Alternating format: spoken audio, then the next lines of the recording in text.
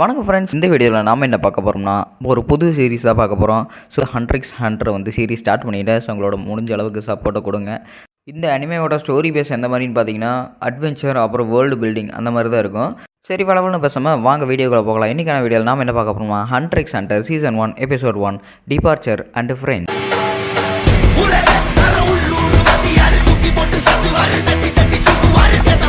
எபிசோடோட ஸ்டார்டிங்லேயே பார்த்தீங்கன்னா ஒருத்தர் வந்து கதை சொல்லிட்டு இருக்காப்ல. ஸோ இந்த உலகத்தில் ஏகப்பட்ட மிருகங்கள் இருக்குது, மான்ஸ்டர்ஸ் எல்லாமே இருக்குது, கண்ணுக்கு எட்டின தூரம் வரைக்கும் ஏகப்பட்ட புதையல் இருக்குது. அது மட்டும் இல்லாமல் அந்த புதையலை அடக்கி வச்சிருக்கிற தீவுகள் ஏகப்பட்டது இருக்குது. அந்த தீவுகள் எல்லாத்தையுமே சுற்றி சுற்றி பார்க்க வேண்டிய ஒரே ஆளுங்க. இப்போ ஏற்பட்ட பேர் எல்லாத்தையுமே ஒரே ஒரு குறிக்கோளை தான் அது சுடுது. அது என்ன ஒரு குறிக்கோள்னா அவங்களோட பேர் தான் ஹண்டர்ஸ் அப்படின்னு சொல்லிட்டு பார்த்தீங்கன்னா அந்த இடத்துல இவங்க ஒரு இன்ட்ரோ மாதிரி போடுறாங்க. அதே சமயத்தில் இன்னொரு ஊர் மாதிரி கட்டியிருக்கிறாங்க. ஸோ அந்த ஊரில் பார்த்தீங்கன்னா அங்கே இருக்கிற மக்கள் எல்லாருமே பார்த்தீங்கன்னா மார்க்கெட்டில், அதாவது ஃபிஷ் மார்க்கெட்டில் எல்லாருமே ஜாலியாக அப்படியே மீன் வாங்குறீங்களோ மீன் அப்படின்னு சொல்லிட்டு பார்த்தீங்கன்னா வித்துட்டு இருக்கிறாங்க. ஆனால் அந்த இடத்துல மட்டும் ஒரே ஒரு பையன் மட்டும் அங்கே ஸ்வாம்ப் மாதிரி, அதாவது சாக்கடை தண்ணி மாதிரி எல்லாம் தேங்கி நிற்கும்ல, அந்த இடத்துல பார்த்தீங்கன்னா ஒருத்தன் மட்டும் மீன் பிடிச்சிக்கிட்டே இருக்கிறான். இந்த இடத்துல மிட்டோன்னு ஒரு பொண்ணு இருக்கிறா. அந்த பொண்ணுகிட்ட பார்த்தீங்கன்னா மீன் வந்து சுத்தம் பண்ணிட்டே இருக்கிறா ரொம்ப சந்தோஷமா. அங்கே இருக்கிற 2 பேர் இருந்துக்கிட்டு மிட்டோ என்னாச்சு, மறுபடியும் கான்கீர் மீன் பிடிக்க போயிட்டானா நான் அந்த ஸ்வாம்ப்ல இருந்து அப்படின்னு சொல்லிட்டு பார்த்தீங்கன்னா அங்கே 2 பேர் பேசிட்டு இருக்கிறாங்க. ஆமா அவங்க போயிருக்கிறான் அப்படின்னு சொல்லிட்டு மிட்டோ சொன்னோன்னே எனக்கு தெரிஞ்ச அந்த ஹண்டர் எக்ஸாம்ல ஜாயின் ஆகிறதுக்கு தான் எப்படின்னு நீ அந்த டீல் போட்டிருப்பேன். அவன் பிடிக்க மாட்டான்னு நினைச்சிட்டு தானே போட்டிருப்பேன்.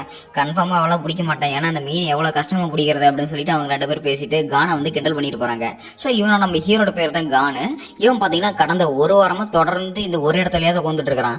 ஸோ ஒரு வாரமா உட்காந்ததுக்கான பலனா பார்த்தீங்கன்னா அந்த மீன் வந்து சிக்கின மாதிரி இருக்குது. அந்த தூண்டில் பிடிச்சி இழுன்னு இழுக்குது.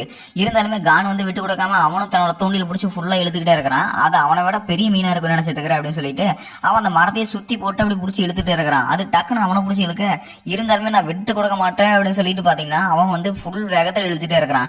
இழுத்து அடைச்சுனே பாத்தீங்கன்னா அந்த பெரிய மீன் வந்து பாத்தீங்கன்னா அப்படியே தண்ணி விட்டு லைட்டா மேலே வருது. இழுத்துறா அப்படின்னு சொல்லிட்டு வெளியே இழுத்தோடனே பாத்தீங்கன்னா அது பெரிய திமிங்கல மாதிரியே இருக்குது. ஒரு வழி நான் அதை வெளியே இழுத்துட்டேன் அப்படின்னு சொல்லிட்டு பாத்தீங்கன்னா சந்தோஷமா இருக்கும்போது ஊர் மக்கள் எல்லாருமே வாய்ப்பு வந்துட்டாங்க. இவ்வளவு பெரிய மீனா, கடைசியா இவங்க அப்பா தான் இந்த மாதிரி மீன் பிடிச்சாரு, ஆனா இவன் இன்னைக்கு பிடிச்சிட்டானே, அப்பாவோட புள்ள நிரூபிச்சிட்டான் பாரு அப்படின்னு சொல்லிட்டு ஊர் மக்கள் எல்லாமே பாராட்டிட்டு இருக்கேன். மிட்டோ இங்க பாரு நான் மீனை பிடிச்சிட்டேன் பாத்தியா அப்படின்னா நான் ஹண்டர் எக்ஸாம் செலக்ஷனுக்கு நான் போட்டேன் அப்படின்னு சொல்லிட்டு பாத்தீங்கன்னா இங்க கான் வந்து கேட்டுட்டே இருக்கிறான். இங்க பாத்தீங்கன்னா மிட்டோ வந்து ஒரு மாதிரி அரமனசோட தான் இருக்கிறான். இவளை அனுப்பலாமா வேணாமா அப்படின்னு சொல்லிட்டு அப்படின்னா சரி நீ வந்து ஹண்டர் எக்ஸாமுக்கு நீ போலாம் அப்படின்னு சொல்லிட்டு பாத்தீங்கன்னா இவ்வளவு ஓகே சொல்லிட்டா. இங்க வீட்டுல பாத்தீங்கன்னா நிஜமாலுமே கிங்கு வந்து அன்னைக்கு இதே வயசுலதான் மீனை பிடிச்சான். இன்னைக்கு அவனோட பையனுமே பிடிச்சிருக்கிறான். இது எல்லாமே ஒரு ஜீன் தான், நம்மளோட குடும்ப வம்சவழி எல்லாமே இந்த மாதிரி தான் ஆகணும்னு இருக்குது பாரு அப்படின்னு சொல்லிட்டு பாத்தீங்கன்னா அவங்களோட பாட்டி வந்து சொல்லிட்டே இருக்கிறாங்க. ஸோ மிட்டோ வந்து பாத்தீங்கன்னா இங்க கானுக்கு ஒரு ஆன்டி மாதிரி, பரவாயில்ல விடு, அவனுக்கு வந்து ஹண்டர் ஆகிறதுல அவ்வளவு ஆசை இருந்ததுன்னா அவன் ஹண்டரே ஆகட்டும் விடு அப்படின்னு சொல்லிட்டு பாத்தீங்கன்னா அவங்க பாட்டி சொல்றாங்க. நிஜமாலுமே நீ ஹண்டர் ஆகத்தான் போறியாடா அப்படின்னு சொல்லிட்டு மிட்டோ இருந்துகிட்டு இங்க கான் கிட்ட கேட்டுட்டே இருக்கிறாங்க. ஆமா எனக்கு ஹண்டர் ஆகணும் ரொம்பவே ஆசை தெரியுமா அப்படிங்கிறாங்க. உங்க அப்பா ஒரு ஹண்டர் தான், அது முதல்ல தெரியுமா அப்படிங்கிறாங்க. ஆமா எனக்கு அதனாலதான் எனக்கு அவரை பிடிக்கும். கான் பேசிட்டே இருக்க, உனக்கு நான் சொல்றது புரியுது இல்லையா, உங்க அப்பா உன்னை சின்ன வயசுல இருக்கும்போது உன்னை தனியா அனாதையே விட்டு போயிட்டாரு ஹண்டர் ஆகிறதுக்காக, நீ அந்த ஹண்டர் ஆக போற அப்படின்னு சொல்லிட்டு பாத்தீங்கன்னா மிட்டோ கேட்க, எனக்கு அதுதான் எங்க அப்பா கிட்ட பிடிச்சது. ஹண்டர் ஆகிறதுக்கு என்னையை விட்டு போயிருக்காருன்னா அது எவ்வளவு பெரிய வேலையா இருக்கும், அப்படின்னா எங்க அப்பா மாதிரி நானும் ஹண்டர் ஆக தான் போறேன், என்னை யாருமே தடுக்க முடியாது அப்படின்னு சொல்லிட்டு பாத்தீங்கன்னா கான் வந்து அப்படி தைரியமா பேச, சரி உங்க அப்பா மாதிரி தான் நீ இருக்க போற அப்படின்னா நீயும் போயிட்டு வா, ஹண்டர் எக்ஸாம்ல பார்த்து செலக்ஷன் ஆகு அப்படின்னு சொல்லிட்டு பாத்தீங்கன்னா இவங்க வந்து ஒத்துக்கிட்டாங்க. மிட்டோ இருந்துகிட்டு உங்க அப்பா மாதிரியே தான் நீ இருக்கிற அப்படின்னு சொல்லிட்டு. சோ அங்க பாத்தீங்கன்னா அடுத்த நாள் வந்து கான் கிளம்பிட்டான். அப்படின்னா சரி நான் ஹண்டர் ஆனதுக்கு அப்புறம் பாரு நம்ம வீட்டுக்கு திரும்பி வரேன், திரும்பி வந்ததுக்கு அப்புறம் பாரு எல்லாருமே எனக்கு கோலாகலமா கொண்டாட போறாங்க அப்படின்னு சொல்லிட்டு இங்க கான் பேசிட்டா இருக்க. அப்ப சரி நான் இங்கிருந்து கிளம்புறேன் அப்படின்னு சொல்லிட்டு கான் கிளம்புறான். கான் ஒரு நிமிஷம் இரு, நாம முதல்ல நீ வீட்டுக்கு வரணும், அதுக்கு முதல்ல எனக்கு சத்தியம் பண்ணி கூட அப்படின்னு சொல்லிட்டு பாத்தீங்கன்னா இவங்க 2 பேரும் ப்ராமிஸ் பண்ணிட்டு இருக்காங்க. சோ குழந்தைத்தனமா பாத்தீங்கன்னா இவங்க எல்லாருமே ப்ராமிஸ் பண்ணிட்டு அங்கே பாட்டு மாதிரி பாடிட்டு இருக்காங்க. இங்க பாத்தீங்கன்னா கான வந்து பாட்டு பாடிட்டா இருக்க. இங்க டக்குன்னு மிட்ட வந்து அழுக ஆரம்பிச்சிட்டா. ஏன்னா இவங்க வந்து போன செத்துருவா அப்படின்னு சொல்லிட்டு இவனுக்கு ஒரு பயம் இருக்குது ஹண்டர் எக்ஸாமுக்கு போனாலே. அதை நினைச்சுக்கிட்டு பாத்தீங்கன்னா இவங்க கட்டி பிடிச்சிட்டு இருக்கிறான். பரவாயில்ல மிட்டு அழுகாத, நான் சீக்கிரமாவே வந்துருவேன் பாரு அப்படின்னு சொல்லிட்டு பாத்தீங்கன்னா இவங்க பேசிட்டே இருக்காங்க. அப்படின்னா சரி நான் கிளம்புறேன் அப்படின்னு சொல்லிட்டு விட்டு அடுத்த செகண்டே பாத்தீங்கன்னா ட்ருன்னு அப்படி கிளம்பி போயிட்டான் கானுமே. சோ இவங்க கிளம்பி போனானே பாத்தீங்கன்னா அங்க ஒரு கப்பலாட்டு இருக்குது. இந்த கப்பல் தான் பாத்தீங்கன்னா இவங்க ஹண்டர் எக்ஸாம் செலக்ஷனுக்கு கூட்டிட்டு போற கப்பல். இந்த கப்பல்ல தோராயமா ஒரு 50 பேராட்ட பாத்தீங்கன்னா ஹண்டர் எக்ஸாம் செலக்ஷனுக்கு போறாங்க. அங்க இருக்கிற எல்லாத்தையுமே பாத்தீங்கன்னா இவங்க ஊர் மக்கள் எல்லாமே வழி அனுப்பி வைக்கிறாங்க, பார்த்து போயிட்டு வாங்கடா அப்படின்னு சொல்லிட்டு. கானு பாத்தீங்கன்னா அப்படியே புத்துணர்ச்சியோட நான் போயிட்டு வரேன் அப்படின்னு சொல்லிட்டு பாத்தீங்கன்னா அவனுக்கு பின்னாடி தூண்டிலாட்டு இருக்குது. அந்த தூண்டிலும் பாத்தீங்கன்னா கூடைய வச்சுக்கிட்டு வச்சுக்கிட்டு நான் ஹண்டர் ஆனதுக்கு அப்புறம் தான் திரும்ப வர போறேன், நான் இந்த உலகத்திலேயே சிறந்த ஹண்டர் ஆக போறேன் அப்படின்னு சொல்லிட்டு பாத்தீங்கன்னா கான் வந்து கத்திட்டே இருக்கிறான். நம்ம ஹீரோ இருக்கிற ஐலாண்டோட பேர் பாத்தீங்கன்னா வேல் ஐலாண்டு. திடீர்னு அங்க இருக்கிற சுத்தி இருக்கிற மக்கள் எல்லாருமே, அதாவது செலக்ஷன் வந்திருப்பாங்கல்ல, பைத்தியக்காரனா நீயே, ஹண்டர் எக்ஸாமுக்கு எத்தனை கோடிக்கணக்கான பேர் வருவாங்க, அதுல யாராவது ஒருத்தங்க செலக்ட் ஆவானுங்க, நீ அந்த ஒருத்தனா நீ ஆக போறியா அப்படின்னு சொல்லிட்டு பாத்தீங்கன்னா அங்கெல்லாம் பேசிட்டே இருக்கேன். அந்த இடத்துல ஒரு 2 சைடு கேரக்டர் மாதிரி காட்டுறாங்க. அதுக்கப்புறம் டக்குனு மேல வானத்துல எல்லாமே பறவைங்க பறந்துகிட்டே இருக்குது கப்பலை சுத்தி. அதே சமயத்துல கப்பல்ல இருக்கிறவங்க எல்லாம் கைட்டோன்னு சொல்லிட்டு அங்க ஒரு பையன் இருக்கிறான். அந்த பையனை பிடிச்சி பாத்தீங்கன்னா புள்ளி பண்ணிட்டே இருக்கிறாங்க. ஒழுங்கா ஆப்பிள் தூக்கிட்டு போறீங்க இல்லையா அப்படின்னு சொல்லிட்டு பாத்தீங்கன்னா கிண்டல் அடிச்சிட்டு இருக்கேன். ஏய் என்னடா பண்ணிட்டு இருக்கீங்க, முதல்ல போய் வேலையை பண்ணுங்கடா அப்படின்னு சொல்லிட்டு அவங்க கேப்டன் வந்து சொல்றாங்க. சரி கேப்டன் அப்படின்னு சொல்லிட்டு பயந்துட்டு போயிட்டாங்க. கைட்டோ என்ன சும்மா இருக்கிற போய் வேலை பண்ண அப்படிங்கும் போது கீழே இருக்கிற ஒரு ஆப்பிள் பாத்தீங்கன்னா இந்தாங்க கைட்டோ இதை வச்சுங்க அப்படின்னு சொல்லிட்டு பாத்தீங்கன்னா பாக்ஸ்ல கரெக்டா தூக்கி போட்டான். ரொம்பவே நன்றிடா தம்பி அப்படின்னு சொல்லிட்டு பாத்தீங்கன்னா கைட்டோ வந்து ஆப்பிள் தூக்கிட்டு போயிட்டு இருக்கிறான். இங்க மேல பறவை எல்லாமே பறந்துட்டு இருக்கிறத பார்த்துட்டு இவன் வந்து ஐயோ இங்க ஏதோ புயல் அடிக்க போது காட்டுறது அப்படின்னு சொல்லிட்டு பாத்தீங்கன்னா கான் வந்து சொல்றான். உனக்கு எப்படா தம்பி தெரியும் அப்படின்னு சொல்லிட்டு கேப்டன் கேட்கும்போது அவனோட மூக்க பாத்தீங்கன்னா இன்னும் நல்லா கூர்மைப்படுத்துற மாதிரி இருக்குது. சோ அந்த மூக்க நல்லா தொடச்சதுக்கு அப்புறம் இன்னும் நல்லா முகர்ந்து பாக்குறான் அங்க இருக்கிற காத்த. சோ காத்த மூந்து பார்த்ததுக்கு அப்புறம் இவனுக்கு எது வித்தியாசமா தோணுது. டப்பு டப்பு டப்புன்னு அங்க பாத்தீங்கன்னா அந்த கப்பல் மேல ஏறிட்டு ஐயோ இங்க பெரிய புயல் வரப்போகுது, நம்மளுக்கு முன்னாடி ஒரு புயல் வரப்போகுது அப்படின்னு சொல்லிட்டா இருக்கிறான். நிஜமாலுமே இந்த பையன் தான் அந்த ஆளா இருப்பானோ, இவனோட கண்களை பார்த்தா எனக்கு அந்த மாதிரி தான் தெரியுது அப்படின்னு சொல்லிட்டு எனக்கு கேப்டன் பேசிட்டா இருக்கிறான். இவன் சொன்ன அடுத்த மாதிரியே பாத்தீங்கன்னா இவங்களுக்கு முன்னாடியே பாத்தீங்கன்னா ஒரு புயல் வந்துகிட்டே இருக்குது. ஐயோ புயல் வருது, எல்லாருமே புயலுக்கு தயாராகுங்கடா அப்படின்னு சொல்லிட்டு பாத்தீங்கன்னா கப்பலை ஆட்டம் காட்டிட்டு இருக்குது. அங்க ஹண்டர் செலக்ஷனுக்கு வந்திருக்கிற எல்லாருமே பாத்தீங்கன்னா அங்க உள்ள ஆட்டம் காட்டிட்டு இருக்கிறாங்க. ஐயோ கேப்டன் இங்க புயல் வேகமா வந்துட்டு இருக்குது, நாம என்ன பண்றது, நம்மளோட கப்பலை எப்படியாவது ஓரமா நிறுத்தி ஆகணும் அப்படின்னு சொல்லிட்டு இருக்காங்க. வாய மூடிட்டு இப்பதான் போட்டி ஆரம்பிச்சிட்டு இருக்குது அப்படின்னு சொல்லிட்டு பாத்தீங்கன்னா எங்க கேப்டன் பேசிட்டா இருக்கு. முன்னாடி பெரிய விளையாட்டு வந்துட்டு இருக்குது, இப்ப ஆரம்பிக்கிறா விளையாட்டு அப்படின்னு சொல்லிட்டு பாத்தீங்கன்னா உங்க கேப்டன் அப்படியே பூந்து விளையாண்டிட்டு இருக்காப்புல இந்த நீர் அலையில எல்லாத்தையுமே. அந்த அலைக்கு மேலேயே பாத்தீங்கன்னா கப்பல் பறந்து போயிட்டு ஒரு வழி அந்த புயல் வந்து அப்படியே தப்பிச்சு போயிட மாதிரி இருக்குது. ஒரு வழி நம்மளோட புயல் எல்லாமே முடிஞ்சிருச்சு. ஏய் அங்கேடா பண்ணிட்டு இருக்கிற, ஒழுங்கா இருக்கிற பொருள் எல்லாத்தையுமே எடுத்து வை அப்படின்னு சொல்லிட்டு அங்க ஒருத்தர் கிட்ட வேலை சொல்ல இவங்க கேப்டன் சரி கேப்டன் நீங்க சொன்ன மாதிரியே செஞ்சாரு அப்படின்னு சொல்லிட்டு கேப்டன் போனதுக்கு அப்புறம் பாத்தீங்கன்னா வாந்தி எடுத்துட்டு இருக்கிறான். இவங்க கேப்டன் பாத்தீங்கன்னா எக்ஸாம் செலக்ஷனுக்கு வந்திருப்பாங்களா, அவங்க ரூம் போய் பார்த்தோன்னே எல்லாருமே அப்படி குப்பரப்படுத்து கிடக்குறாங்க. நிஜமாலுமே ஒரு புயல கூட இவங்களால கப்பலை தாக்கு பிடிக்க முடியலையே, இவங்களே எப்படி ஹண்டர் செலக்ஷனுக்கு வருவாங்க அப்படின்னு சொல்லிட்டு கேப்டன் நினைச்சிட்டு இருக்கும்போது கவலைப்படாதீங்க சார், உங்களுக்கு நான் இந்த இலை தந்திருக்கிறேன், நீங்க இந்த இலையை மட்டும் சாப்பிடுங்க, உங்களுக்கு வாந்தி வராம இருக்கும் அப்படின்னு சொல்லிட்டு இருக்கிறாங்க. அதே சமயத்துல இன்னொருத்தன் பாத்தீங்கன்னா புக்கை வந்து கூலா படிச்சுக்கிட்டு படுத்துக்கிட்டு இருக்கிறான். இன்னொரு பக்கத்துல பாத்தீங்கன்னா அவன் வந்து சே என்னடா அந்த ஆப்பிள் இவ்வளவு கசப்பா இருக்குதா அப்படின்னு சொல்லிட்டு அங்க கண்ணாடி போட்டோ பேசிட்டே இருக்கிறான். ஓ ஒருவேளை ஹண்டர் எக்ஸாம் செலக்ஷனுக்கு இவங்களா செலக்ட் ஆவாங்களாட்டுருக்குது அப்படின்னு சொல்லிட்டு பாத்தீங்கன்னா அந்த கேப்டன் வந்து பேசிட்டே இருக்கேன். கைட்ட வந்து தண்ணி கூட அப்படின்னு சொல்லிட்டு பாத்தீங்கன்னா கைட்ட வந்து அங்க இருக்கிறவங்க எல்லாம் தண்ணி கொடுத்துட்டே இருக்கிறான். சோ இந்த மாத்திரை முழுங்கனுக்காக. சரி அப்படின்னா சரி இவனுமே மயக்கம் போடாம இருக்கிறானே அப்படின்னு சொல்லிட்டு பாத்தீங்கன்னா கேப்டன் வந்து கைட்டவை பார்த்து பேசிட்டே இருக்கிறாங்க. திடீர்னு கேப்டன் வந்துகிட்டு எப்ப அவங்க 3 பேரையும் நான் தனியா பாக்கலாமா அப்படின்னு சொல்லிட்டு பாத்தீங்கன்னா கேப்டன் ரெக்வஸ்ட் பண்ணி கேட்டோன்னே நீங்க 3 பேரு உங்களோட பேர் என்ன, நீங்க எங்கிருந்து வந்திருக்கீங்கன்னு முதல்ல சொல்லுங்க அப்படின்னு சொல்லி கேப்டன் கேக்குறாங்க. என்னோட பேரு கான, நான் வந்து தலை சிறந்த ஹண்டர் ஆகணும்னு வந்திருக்கிறேன் அப்படின்னு சொல்லிட்டு நம்ம ஹீரோ பேசிட்டே இருக்க. நான் எதுக்கட முதல்ல உங்ககிட்ட எல்லாமே சொல்லிட்டு இருக்கணும், முதல்ல நீ யாரு, நீ வந்து எங்கிட்ட ஆர்டர் பண்றது முதல்ல நிறுத்து அப்படின்னு சொல்லிட்டு அந்த அகண்டமா அவங்க பேசிட்டே இருக்கிறான். ஓ எனக்கு அப்ப நல்லாவே தெரியுது, நீ வந்து வேலையில இருந்து வந்திருக்கீல, அப்போ உன்னோட அப்பாவோட பேருக்கு இங்க தான் இருக்கும் ஒரு தலை சிறந்த ஹண்டரு. அப்படி அப்பனும் போலே ஒரு செஞ்சு இருக்க பாரு அவனோட கண்ணு மொழி எல்லாமே பாத்தீங்கன்னா இங்க கேப்டன் வந்து அப்படி மாதிரி பேசிட்டே இருக்கேன். ஐயோ என்ன பண்ணி அவர் கேட்டானு சொல்லிட்டே இருக்கிற பைத்தியமணியே, நாள் அப்படி கேட்டானே அவங்ககிட்ட சொல்ல மாட்டேன் அப்படின்னு சொல்லிட்டு பாத்தீங்கன்னா அங்க வந்து கண்ணாடி போட்டவன் பேசிட்டே இருக்க. இங்க லியோரியோங்கிறவன் கான் கிட்ட பேசிட்டே இருக்க. அதே பக்கம் பாத்தீங்கன்னா குரோபிக்காங்கிற ஒரு பொண்ணு இருந்துகிட்டு நிஜமாலுமே அவர் கேட்டா பொய்ய வந்து சொல்ல பழகிக்க, ஏன்னா இவங்ககிட்ட உண்மையை சொல்ல வேணும்னு அவசியம் இல்லை, நீ பொய் சொல்லி கூட பழகிக்கலாம், இருந்தாலுமே மத்தவங்க கிட்ட கேட்டோன்னே பொய் சொல்றது அது ரொம்பவே நாகரிகமா இருக்குது, அதனால நீ எதுவுமே பேச வேணா கொஞ்ச நேரம் பொத்திக்கிட்டு இரு அப்படின்னு சொல்லிட்டு பாத்தீங்கன்னா குராபிக்க சொல்றா. யாருகிட்ட பேசிட்டு இருக்கிற, ஒழுங்கு மரியாதை பேசுறீ அப்படின்னு சொல்லிட்டு பாத்தீங்கன்னா லியோரியோ வந்து கத்திக்கிட்டே இருக்கிறான்.